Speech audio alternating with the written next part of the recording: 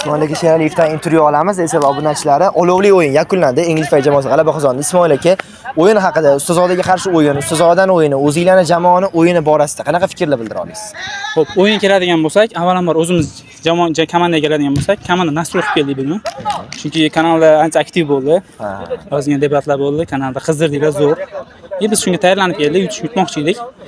Borimizni tashlab ketmoqchi edik. Urdik, bor momentda urolmay qolganlarimiz ham bo'ldi. Bolalar zo'r o'ynadi, raqib komanda ham, Ustozoda ham yaxshi komanda ekan. Xudo xolisa keyingi o'yinlarda omad.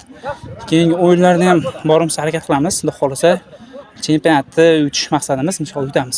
Ustozoda Englishfay o'yini yakunlandi. Murod, emotsiyalar, o'yin borasida fikrlar qanaqa? O'yin zo'r bo'ldi. Qiziq bo'ldi o'yin. Vaqti biz tayyorlamagandik. Bugun ancha yengillik ko'rdik ikkita o'yinda ham. Space ham, Englishfay ham juda ham yaxshi tayyorlanishgan ekan. Bizga yana motivatsiya bo'ldi. U yana qattiqroq tayyorlanishga. Sizlarning o'yininglardagi intrigani oshirib berdi, baribir bu o'yin darajasi. Shunaqa bo'ldi. Qaysi o'yin haqida o'zi bugun fikringiz qanaqa? Birinchi o'yinni ham menimcha o'zi ko'rib fikringiz bo'ldi, kim yutganini bilasiz. Birinchi o'yin o'ta zo'r bo'ldi. Taktik yaxshi bo'ldi. Ikki jamoa ham yaxshi o'ynadi. Ularni ko'rib, xuddi City Manchester derbisini ko'rgandek bo'ldik. Bizda ham endi ozgina emotsiya bo'ldi. Sal yosh katta odamlar bilan o'ynadik. Yaxshi o'ynashdi. Meni ham fikrim albatta yaxshi o'yin bo'ldi bu darajaga nisbatan, chunki Englishfay tonusda ketyapti baribir. Hozir o'zingizlar ham qo'shimcha intrigaga qo'shishinglar mumkin keyingi turda va yana qaysi jamoa favorit bo'lishi mumkin? O'zingizning fikringiz bo'yicha. Men o'ylashimcha, birinchi o'yinda UBS o'ta yaxshi zo'r o'yin ko'rsatishdi tiki-taka bilan.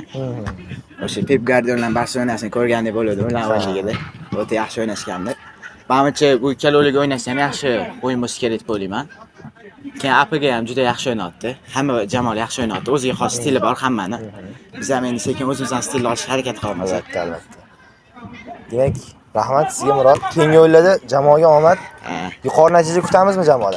Keyingi o'yin xudo xolasa yangi rebranding bo'lib kelamiz. O'zi kompaniyada shu narsa kutilyapti. Yangi ot bilan, Bistify degan ot bilan. Nom borasida ham yangilanish bo'ladi. Rebranding bo'lib, hozir bilgan bo'lsangiz, ozgina finansiy problemalar ham bor bizada. Shunga sekin fokus bu yerda bo'la olmay qoldi, ozgina. Diqqatni chalg'ituvchi narsalar tufayli. O'zingiz bilasiz, shu sohada yurasiz. Shunga xudo xolasa keyingi anaqacha bitirsak, sal yaxshiroq o'yin ko'rsatishga harakat qilamiz. Albatta. Bundan yaxshiroq ko'rsatishga harakat qilamiz endi. Albatta, kutib qolamiz. Menimcha keyingi o'yinlarda olovli o'yinlar raqobat taklif qilishinglar kerak albatta. Xudo xolasa keyingi o'yin shunda kim bilan tushamiz o'zi? Xabar berishadi. O'sha ikki jamoa, bu yoqdagi ikki jamoa bilan tushirgan holatda aytishadi. Albatta. Yaxshi bo'ldi o'yin. O'yin haqida fantastik bomba. Bolalar ancha ichine yoyib oldi. Ofisda o'tirib azin zerikishgandi bit texnikalardan. Bolalar ancha yugurdi. Muhimi ishtirok. Shunaqa ishonamiz endi. Albatta. Rahmat Murod. Sog' bo'ling. Intervyu uchun.